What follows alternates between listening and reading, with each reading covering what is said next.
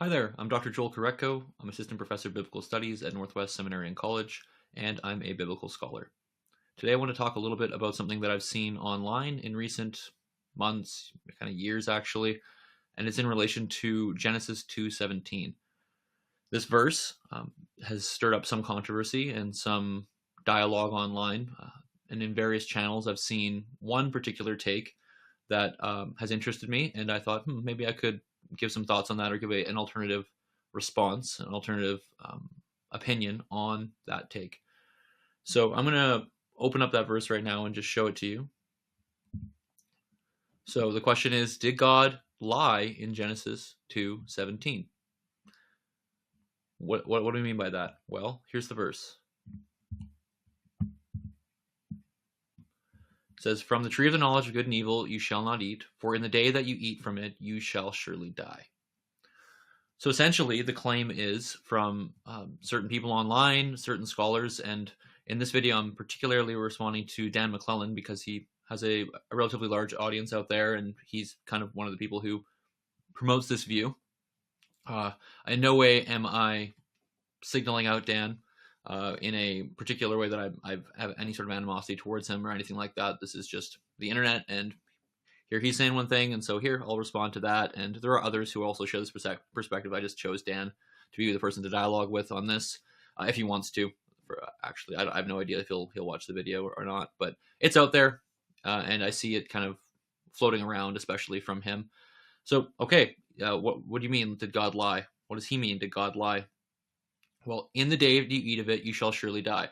So this is the command, the warning given to Adam and Eve in Genesis 2. And the question that arises is, well, what happened because they didn't die?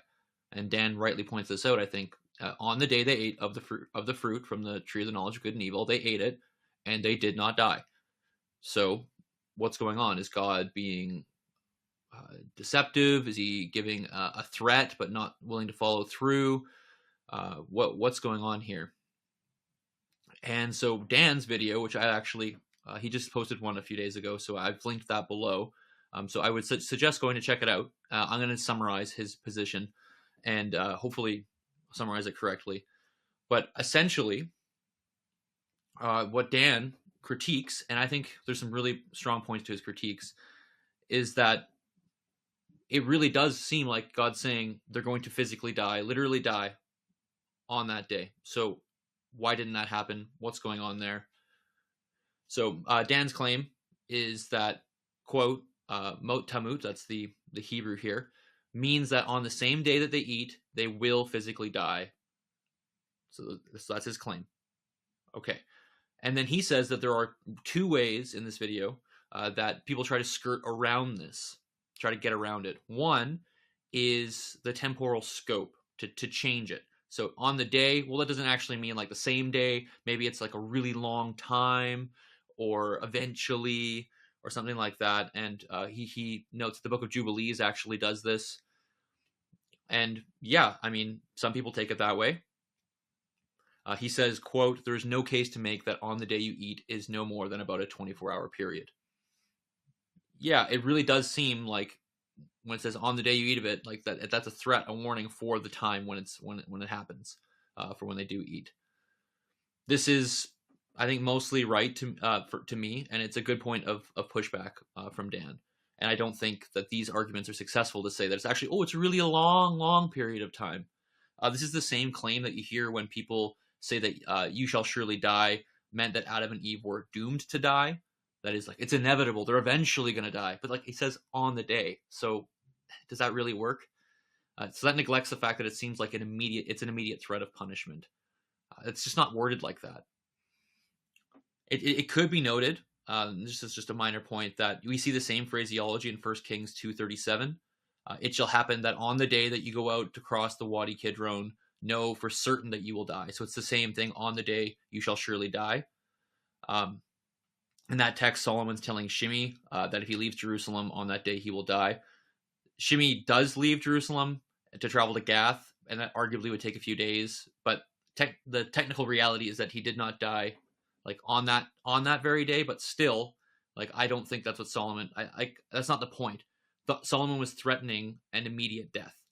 So I think that the point is the same anyways, though I think we need to be careful how we limit the phrase to like 24 hours, like Dan was saying.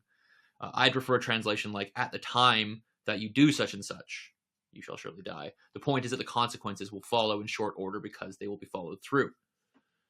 Okay, Dan says there's another way, the second way that people skirt around this, and they say that the phrase means something other than physical death, like losing immortality. Dan rightly relates the phraseology, you shall surely die, to the death sentence, which is often mot yumat in Hebrew. You find it in like the laws. I've done a lot of work in this area. He goes on to say that for the Hebrew phrase we find here, the paronomastic infinitive absolute, just a grammar term with a finite verb, that it means the death penalty. It's physical death is threatened in these texts. And that you should see the same thing here if you see that everywhere else. He says in each and every one of these occurrences, it refers to literal physical death. It's a good point. I think he's right that we need to read it in light of the death sentence and that it doesn't refer to losing immortality. It's a death sentence. Another option, which Dan doesn't present, is that some say it refers to spiritual death. I don't think this works as well either, but it's possible. But the phrase, it's the death penalty phrase, and it has physical death in mind elsewhere. So I don't think the spiritual death view works on the surface. Maybe the view that I'm about to espouse could work with this, depending on how you parse it out and conceptualize it. But, and here's important, Dan goes on to say, quote, there is no case to make that mot tamut, you shall surely die, means anything other than physical literal death. And then finally, quote, the threat in Genesis 2:17 is not carried through, end quote. In other videos, he says that it appears like God is not being truthful here for whatever reason. While this is one way to look at it, I am going to argue that there's more under the hood here than what he states. But we're going to have to do some legwork first. I do not think it is correct to say that there is no other case. I think there is a perfectly sound alternative that he has not presented. I am not, I am entirely unsure if he has heard this perspective. So I am not claiming he's not giving all the data to his audience. Please don't think I'm saying that. And again, I'm using Dan as a dialogue partner online because he's out there. He has a lot of viewers. This is a lot of people with this perspective, and so it's really open to all of that. I'm just speaking into the ether, so to speak. And Dan's a good dialogue partner or video to show a comparison with.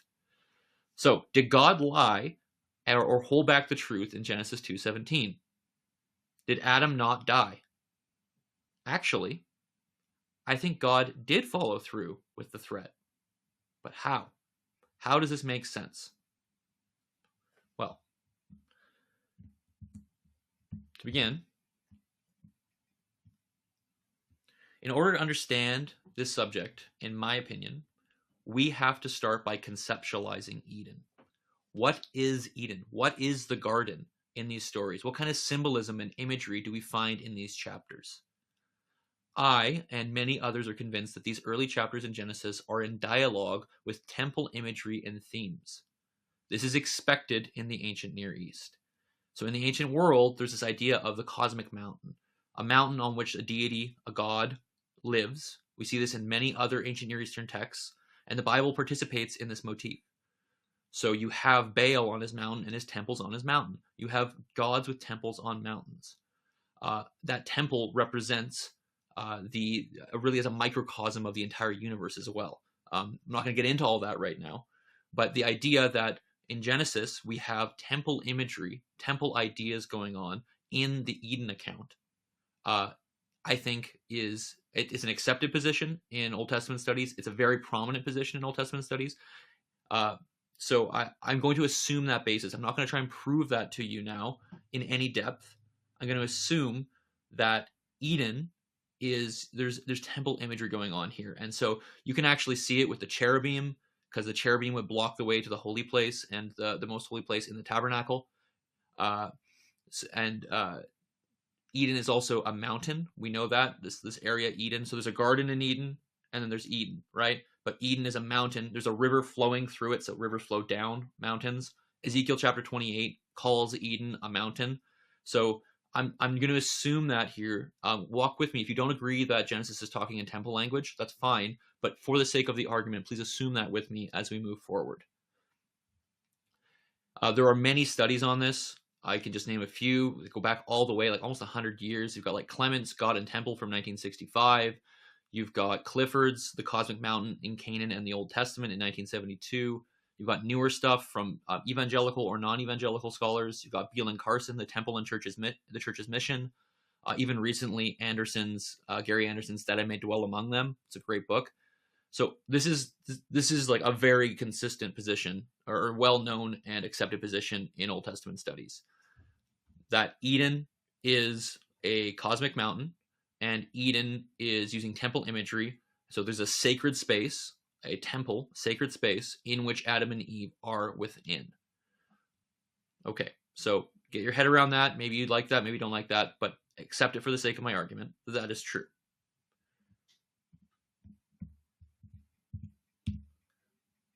This is a picture from Michael Morales' book, Who Shall Ascend the Mountain of the Lord? It's a really great book from a evangelical perspective on Leviticus. And basically, Morales is just pointing out what I said. Not only is Eden a cosmic mountain, but the Genesis narrative is dialoguing with other parts of the Pentateuch. Genesis 2 is presenting Adam and Eve as priests who enter the garden. In my case, I think it's the antechamber, which I was just showing you a second ago with that other image. They're entering there to do service. Adam and Eve are past the cherubim. You see them here, right? And they're in the sanctuary. Now, you do not have to buy my exact geographical and architectural depictions here to agree with the temple imagery. I think the Garden of Eden represents the antechamber of the tabernacle. And I rely on scholars like Benjamin Kilchor for their observations in this area. But that's besides the point. I think that's how the geography works. We're getting into the nuts and bolts. But all you need to do for this argument is accept the premise that there's temple imagery going on, sacred space imagery going on. So this is another example of another scholar who holds this view that Genesis, you see there, Genesis, the early chapters of Genesis 2, there's this imagery, temple imagery, and it's being replicated in ways in the tabernacle. So they're almost mutually interpretive.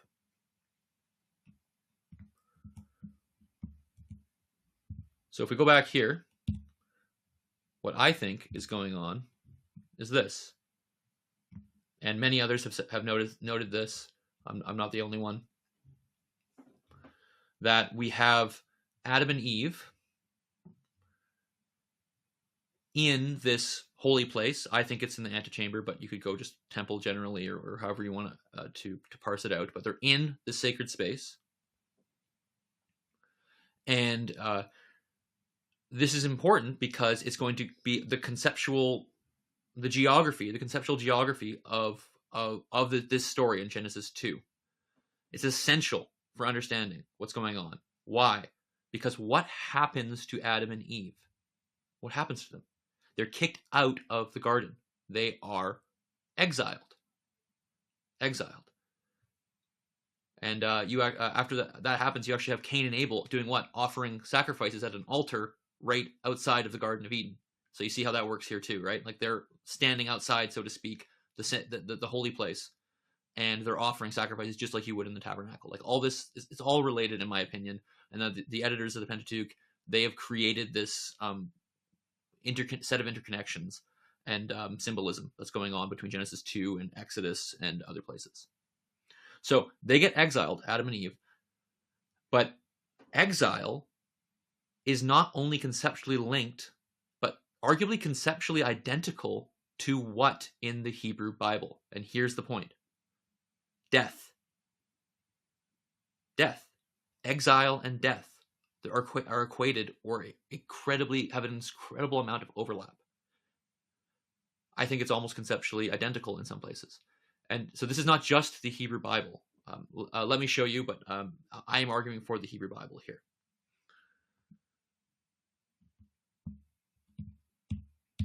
So here we have a quote from the scholar Jonathan Harvey Walton, John Walton's son, from a 2023 dissertation at St. Andrews, Knowing Good and Evil, Values and Presentation in Genesis 2-4.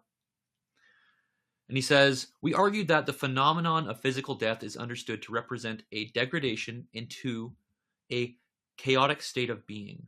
Death is described in terms of negation, isolation, disempowerment, depersonalization, deprivation, alterity, and absence that are characteristic of chaos.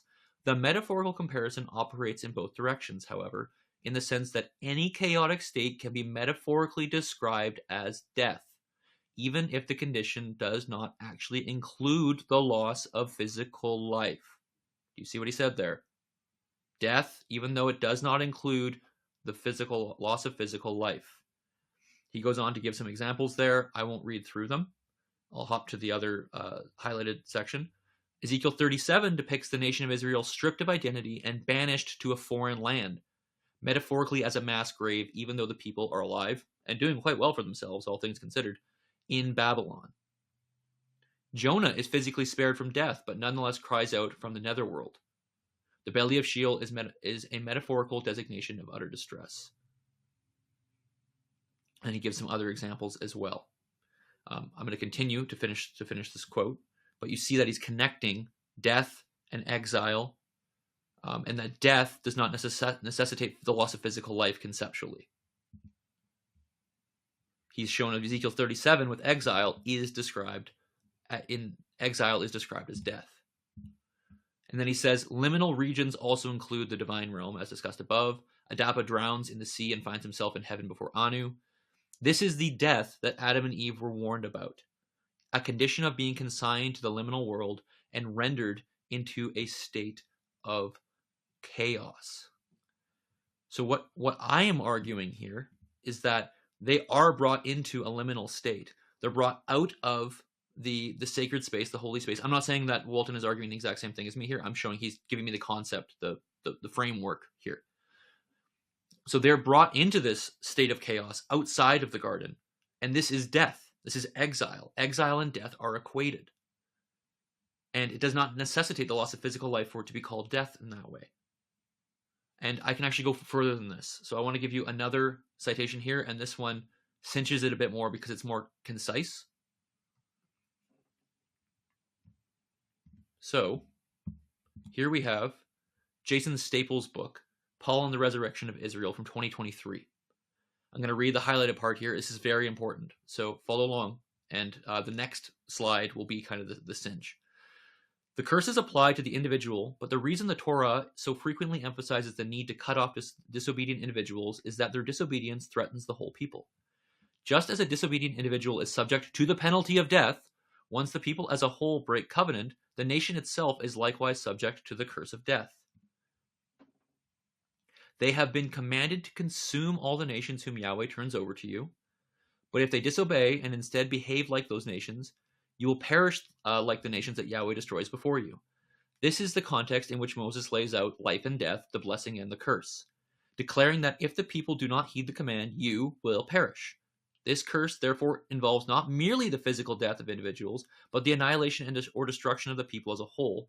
For the people of Israel as a whole, the curse of Torah is death by exile. As any Assyrian statesman knew well, exile and assimilation are a means to bring about the death of a people, a phenomenon now called genocide. Staples continues and says, the close relationship between death and exile established in these passages warrants further clarification. On an individual level, the punishments of death and banishment were typically treated as equivalent in the ancient Mediterranean world. I'm going to come back to that in a second. Mainly because a banished individual could customarily be killed with impunity and without pollution, which is what necessitated flight from the land. Here's the main point. A similar equivalency of death and exile is evident in the first pages of Genesis, where Yahweh warns Adam, on the day you eat from it, you will die. You hear that? But when the humans do eat from the tree, they are banished from the garden, signaling the essential equivalence of death and exile from the perspective of the author of this story. And then the same thing happens with Cain and Abel. Do you see what's going on here and what Staples and others would claim?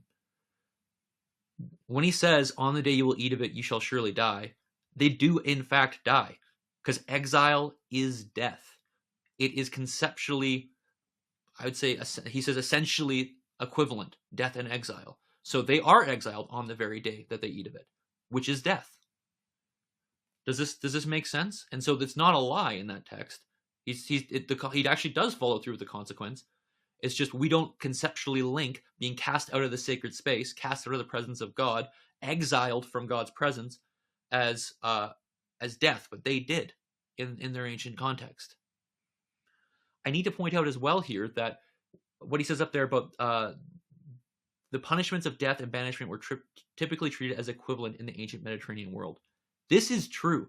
So I actually wrote a book on the death penalty in the Hebrew Bible, and then how it relates to the death penalty in the Septuagint, and then Greco-Egyptian law, kind of how they all mix together. This is Death of the Covenant Code from 2023, capital punishment, death penalty, in Old Greek Exodus in light of Greco-Egyptian law. So I've thought a lot about this. And essentially, what I also saw was that you could have laws that say, you shall be put to death. Legal phrase in a law code, similar to what we see in Genesis 2 and elsewhere in the Hebrew Bible. And when you say that, in reality, what might actually happen is they get exiled from community. So the death penalty, just the straight up death penalty is being stated, might actually just end up being exile because there's such a similar either conception, or the consequence of death could also be mitigated or be equally activated, maybe that'd be a better way of saying it, by exile. So that happens in Greek law too, in early Greek law. We're talking like early, I don't know when others, I mean, it's debated when this text is being written, or how the form that we get is preserved and given to us. But that's early thought in the Mediterranean. So not only in the Hebrew Bible, but elsewhere as well, death and exile are equated. But particularly in the Hebrew Bible, death and exile are equated. So, is God lying? Or is God being deceitful? Or did it not happen? Did he not follow through with the threat? No, he absolutely did. He exiled Adam and Eve. We can say a little bit more here.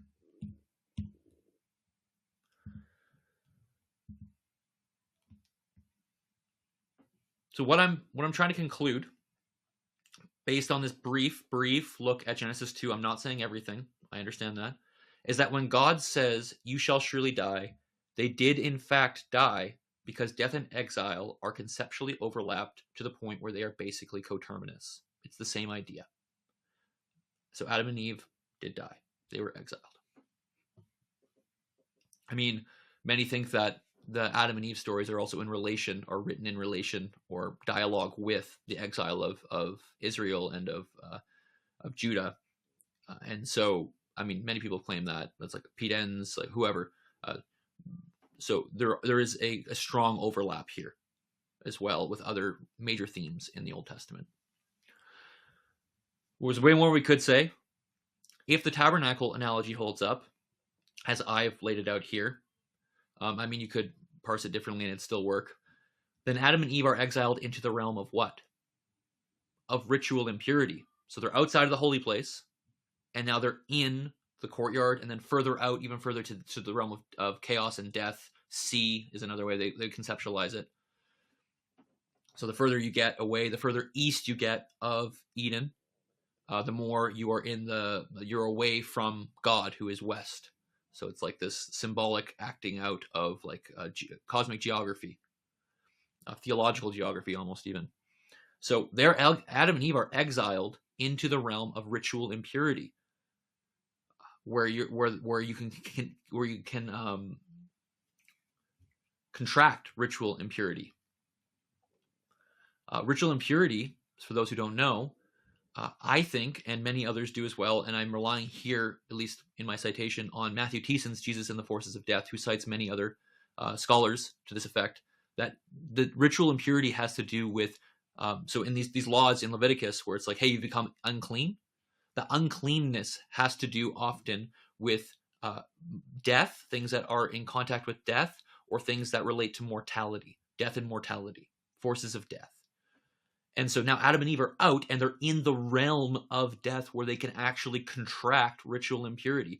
So not only have they been exiled, which is death, but they're now in the realm of death as well, and they can contract ritual impurity, and they've all this death and mortality is all around them, all over the place. Mortality is everywhere. Death is everywhere outside of the garden. I think that's also going on here. So my conclusion is, God did not lie.